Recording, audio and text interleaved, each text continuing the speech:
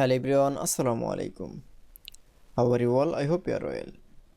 Welcome back to my channel in this new video. Today's video, how to sense setting in Google Sheets. So get it started. At first open your Google Sheets document. In this video, I will show sense setting. Now going to the file menu option. Then scroll your mouse. Now click for a setting option. Then click for a calculation option, then click for a relation options, then analysis option, then again click for a general option, then click for a local language, then select from a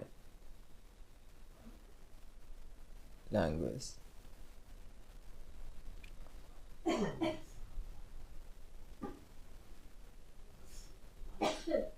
Now click for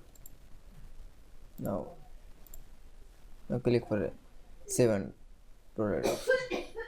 Then again file menu option, then click for a setting option. Now click for